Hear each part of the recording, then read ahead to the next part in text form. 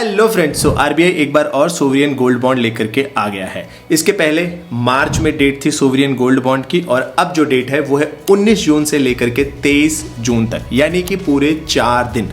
आपको हड़बड़ करके डिसीजन लेने की कोई ज़रूरत नहीं है।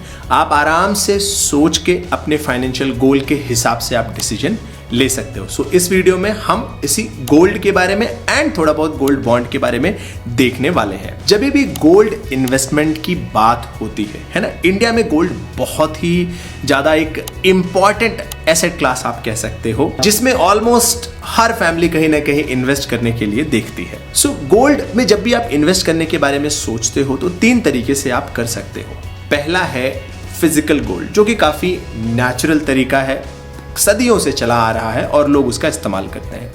दूसरा एक और तरीका है डिजिटल गोल्ड का, यानी आप डिजिटली जो आपने देखा होगा पेटीएम या फिर फोन पे या फिर अलग अलग ऐप से, जहां से आप डिजिटली भी गोल्ड को खरीद सकते हो। तीसरा एक और तरीका है जो कि काफी कम फेमस है और वो है सोवरियन गोल्ड बॉन्ड। अब इन तीनों तरीकों में फर्क क्या है, कौन सा आपको लेना चाहिए, इसके ऊपर मैंने डिटेल वीडियो बना करके रखा हुआ है और एग्जैक्टली सारा कैलकुलेशन करके बताया हुआ है। लेकिन यहाँ पे मैं फिर भी क्विकली बताने के लिए जरूर ट्राई करूँगा। मान लो आपको 1 लाख रुपया इन्वेस्ट करना है गोल्ड में, तो अगर हम तीनों में करें 1-1 लाख रुपया, तो किस में बनेगा ज्यादा रिटर्न। सो मान के चलो अगर आप फिजिकल गोल्ड में इन्वेस्ट करने जाते हो तो फिजिकल गोल्ड में एक चीज जो प्रॉब्लम है वो लगता है 3% का जीएसटी। सो अगर आप 1 लाख रुपया लेकर के गए हो तो आपको सिर्फ 97,000 का गोल्ड मिलेगा, 3% तो गया जीएसटी में। लेकिन जब डिजिटल आप गोल्ड में जाते हो वहां पे भी जीएसटी लगता है, 3% जीएसटी वहां पे भी चला गया। लेकिन जब आप सोवरियन गोल्ड बॉन्ड लेते हो, इस बात का सर्टिफिकेट आपको आरबीआई देता है और वो आपसे लेता है पैसे। वैसे ये सर्टिफिकेट वगैरह सब डिजिटल फॉर्मेट में होते हैं, तो आपको कुछ ऐसे सर्टिफिकेट रखने की जरूरत, सब कुछ ऑनलाइन है, मैं बताऊंगा आगे कैसे करना है। बट पहले आप समझ लो कि क्यों एसजीबी फायदेमंद है। पूरा 1 लाख का गोल्ड मिल सकता है। दूसरा एक और पॉइंट, जब आप फिजिकल फॉर्मेट में गोल्ड लेने जाते हो तो मेकिंग चार्जेस भी लगता है। एग्जांपल के लिए मान लो यहाँ पे 1%, डिजिटल गोल्ड के केस में कोई मेकिंग चार्जेस तो है नहीं, तो वहां पे तो मेकिंग चार्जेस गायब। और सोवरियन गोल्ड बॉन्ड में मेकिंग चार्जेस होने का कोई सवाल ही नहीं होता सर्टिफिकेट में। अब अगर आप इसको नंबर के फॉर्मेट में देखोगे तो आपको समझ में आएगा, 1 लाख का अगर आप फिजिकल गोल्ड लेने जाते हो तो 3% का जीएसटी, 1% का मेकिंग चार्जेस, तो भी 96,000 का ही गोल्ड मिलेगा बस। और डिजिटल फॉर्मेट में अगर आप लेने जाते हो तो 3% की जीएसटी, नो मेकिंग चार्जेस, और आपको मिलेगा पूरा 97,000 का गोल्ड। लेकिन सोवरियन गोल्ड बॉन्ड अगर आप लेने जाते हो तो पूरा 1 लाख का कोई मेकिंग चार्जेस नहीं और कोई जीएसटी नहीं, है ना। अब मान के चलो गोल्ड में अगर आपको 8% का ग्रोथ मिलता है, तो वैसे पिछले 20-22 सालों से 10.5-11% का ग्रोथ मिल रहा है और पिछले 2-4 सालों से तो और तेजी से मिल रहा है।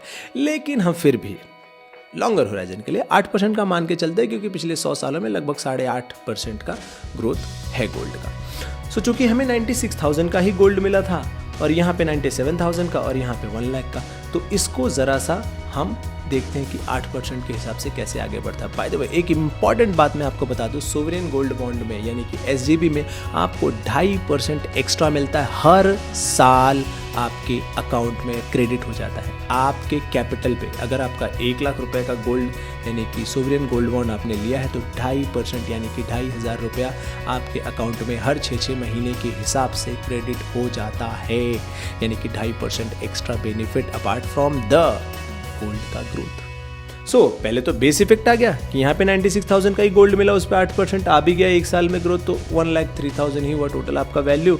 और वहीं डिजिटल गोल्ड में अगर आपका ग्रोथ आया तो 1,04,700 का वैल्यू हुआ, जबकि सोवरियन गोल्ड बॉन्ड में टोटल वैल्यू 1 लाख की 1,08,000 हो गई, प्लस 2,500 और आपको साल का मिल गया, यानी 1,10,000, लगभग 10% का ग्रोथ बन गया। अब यही चीज़ 5 साल तक जाते जाते आप अगर नोटिस करोगे तो आपको समझ में आएगा, फिजिकल गोल्ड में ये बना 1,41,000, डिजिटल गोल्ड में बना 1,42,000, जबकि ये बना सोवरियन गोल्ड बॉन्ड में 1,47,000 प्लस 10,000 रुपया एक्स्ट्रा, 1,56,000 के आसपास। बहुत ज़्यादा डिफरेंस हो गया ना। अच्छा, 8th ईयर तक आते आते अगर आप देखोगे टोटल जो फिजिकल गोल्ड में बना है 1,77,000, डिजिटल गोल्ड में बना है 1,80,000 के आसपास, एंड सोवरियन गोल्ड बॉन्ड में 1,85,000 प्लस 20,000 एक्स्ट्रा जो आपको मिला है 8 सालों में। सो टोटल अगर आप देखोगे अब यहाँ पे 1,77,000, 1,79,000 डिजिटल गोल्ड में एंड सोवरियन गोल्ड बॉन्ड में आता है 2,05,000। तो परसेंटेज वाइज अगर आप देखोगे तो फिजिकल गोल्ड में मिला 78%, डिजिटल गोल्ड में बना 80%, 8% के हिसाब से बता रहा हूँ, और सोवरियन गोल्ड बॉन्ड में बटा 105%, यानी कि लगभग 25% एक्स्ट्रा। इसके लिए आपको क्या करना पड़ा? कुछ भी नहीं। जो आप गोल्ड डिजिटल फॉर्मेट में लेना चाहते थे वो आपने ले लिया सोवरियन गोल्ड बॉन्ड में। अब आपको लग रहा होगा कि यस लोकेश ये है तो काम का। अब इस गोल्ड बॉन्ड को हम खरीद कैसे सकते हैं? वैसे तो आपके जो भी आपने डीमैट अकाउंट रखे होंगे उन डीमैट अकाउंट से आप इसको खरीद सकते हैं, बट फिर भी मैं यहाँ पे आपको एक ऑप्शन के तौर पे दिखा देता हूँ। सो आप यहाँ पे कॉइन की वेबसाइट है, मान लो आपके पास जो भी डीमैट का अकाउंट होगा, ये जीरोधा से मैं आपको दिखा रहा हूँ, आपके पास जीरोधा, अपस्टॉक्स, एनजे, कुछ भी होने दो। तो यहाँ पे ये देखिए coin.zerodha.com पे मैं आया, डैशबोर्ड में गया, यहाँ पे एक ऑप्शन है ETF एंड SGB यानी कि सोवरियन गोल्ड बॉन्ड। अब इस पर मैं क्लिक करता हूँ। अब ये देखो यहाँ पे सोवरियन गोल्ड बॉन्ड ओपन है। ये कब तक है?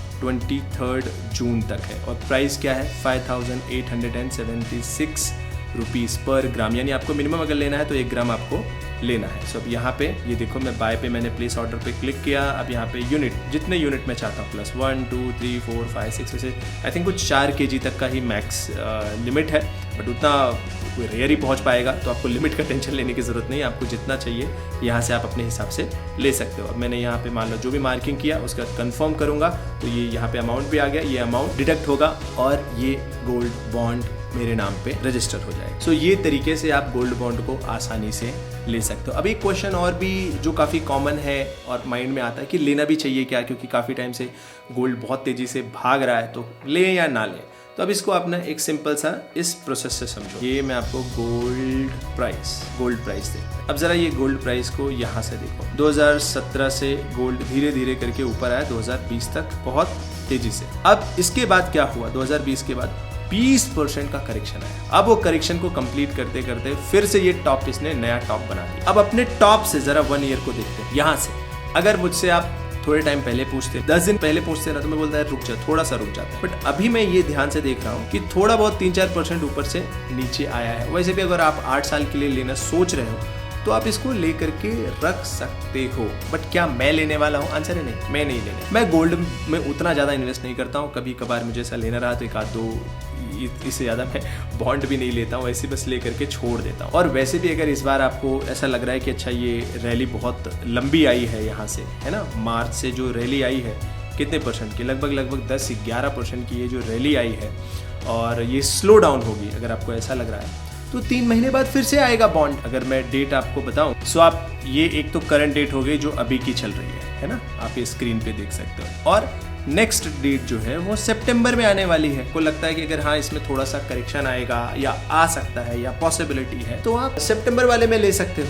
That is point number 1। Point number 2, फिर भी अगर आपको लगता है कि पता नहीं लूं या ना लूं, ऐसे कुछ कंफ्यूजन है और आपका बजट कह रहा है कि मुझे अपने पोर्टफोलियो में, जैसे आपका पोर्टफोलियो मान लो 100 रुपीज का है, उसमें से आपको 5 या 10% गोल्ड में रखना है, कि मुझे 5% तो अपने पोर्टफोलियो का गोल्ड में रख। तो ऐसे केस में जो भी अमाउंट आपका बनता है, एग्जाम्पल के लिए मान लो अगर 5 रुपीज़, यहाँ पे हमने 100 रुपीज़ का एग्जाम्पल लिया, तो उसमें से 5 रुपीज़ बनता है 5% का, और आपने अब आपको गोल्ड इंक्लूड करना है तो 2.5 रुपीज़ आप अभी इन्वेस्ट कर सकते हो इस गोल्ड बॉन्ड में, और बचा हुआ 2.5 आप सितंबर में कर सकते हो। तो इस तरीके से आपने डिस्ट्रीब्यूट कर दिया। अगर आपको लग रहा है कि भाई नीचे आने वाला है तो यहाँ से आपका काम हो जाएगा। बट ये ऊपर नीचे का खेल चलता रहता है, इसके चक्करों में आपको आने की जरूरत नहीं है। और दूसरा, जब आप 8 साल के लिए ले ही रहे हो तो 8 साल में तो यहाँ से ऊपर जाएगा ही जाएगा। पिछले 100 साल का इतिहास है। प्लान करके लो, आराम से लो। और गोल्ड में अगर आपका इंटरेस्ट है, जैसे मैंने बताया, सबसे best option sovereign gold bond ही। और ये वीडियो मैंने पूरा कैलकुलेशन करके बताया, बाकायदा कैलकुलेशन करके बताया है कि कैसे ये सबसे बेस्ट ऑप्शन है। इसके अलावा अगर आपको कुछ और भी पढ़ना है सोवरियन गोल्ड बॉन्ड के बारे में, आप RBI की वेबसाइट पे ही जाकर के पढ़ सकते हैं। RBI गोल्ड बॉन्ड मैंने लिखा, सोवरियन गोल्ड बॉन्ड है क्या, फिजिकल गोल्ड की बजाय सोवरियन गोल्ड बॉन्ड क्यों लेना चाहिए, इससे क्या रिस्क है, एलिजिबल कौन है, जॉइंट होल्डिंग हो सकती है क्या, माइनर इसको ले सकते हैं क्या, जो भी आपको जानना है, टैक्स से रिलेटेड कुछ जानना है आपको, तो आप यहाँ पे टैक्स से रिलेटेड भी इन्होंने पूरा बता करके रखा हुआ है।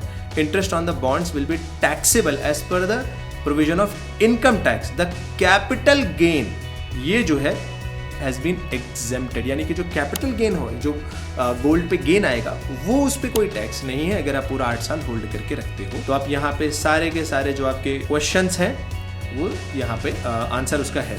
सो इस पर्टिकुलर लिंक को भी हम वीडियो के डिस्क्रिप्शन में डाल देंगे ताकि आप आराम से जा करके पढ़ सकते हो। सो आई होप ये वीडियो आपको काम का लगा होगा। इसके अलावा अगर आपके कुछ और भी क्वेश्चंस हैं, कमेंट हैं, व्यू हैं, तो आप बिंदास कमेंट सेगमेंट में पूछ सकते हो। सो मिलते हैं नेक्स्ट वीडियो में। Thank you so much and जय हिंद।